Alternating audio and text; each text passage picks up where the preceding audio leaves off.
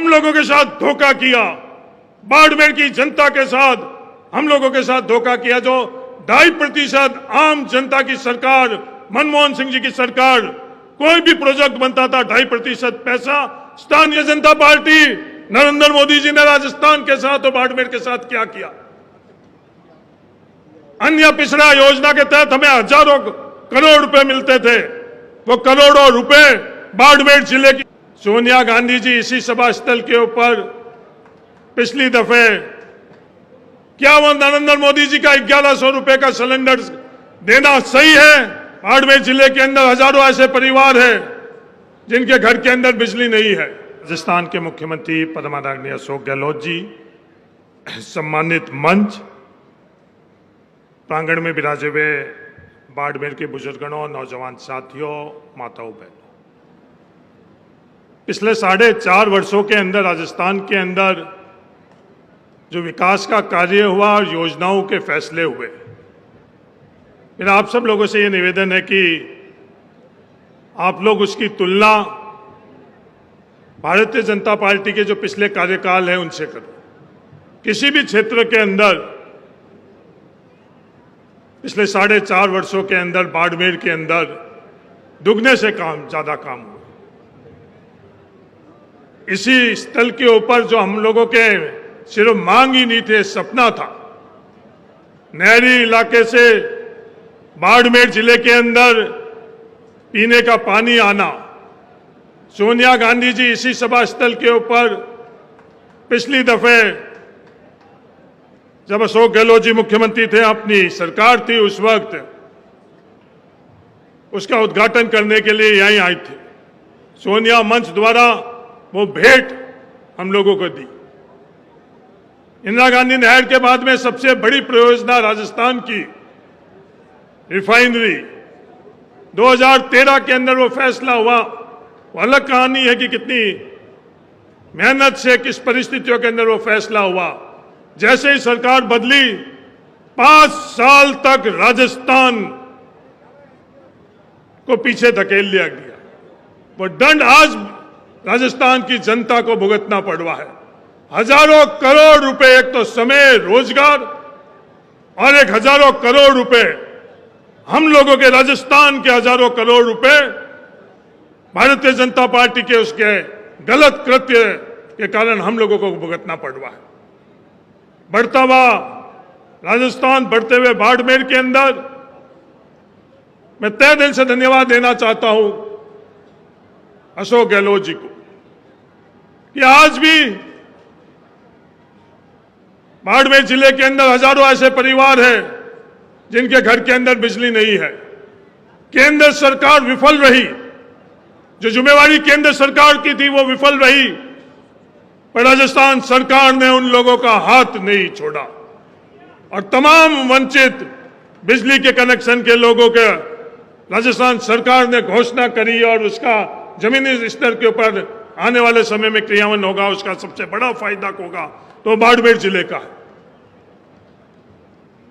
पीने के पानी के संदर्भ के अंदर 5% पैसा हम लोगों को देना पड़ता था और सबसे ज्यादा हिंदुस्तान में पैसा देना पड़ता था वो हम ढाणियों में रहने वालों को।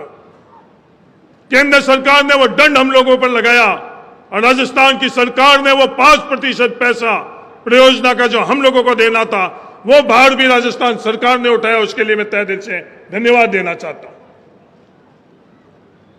बाड़मेर के अंदर जो सड़कों का काम आज तक नहीं हुआ, उतनी सड़कों की स्वीकृति हुई। मेरे तो आप लोगों से यही निवेदन है कि इसके आप तुलना करो। क्या वो नरेंद्र मोदी जी का 1100 रुपए का सिलेंडर देना सही है या 500 रुपए का अशोक गहलोत जी और कांग्रेस सरकार का सिलेंडर देने का सही?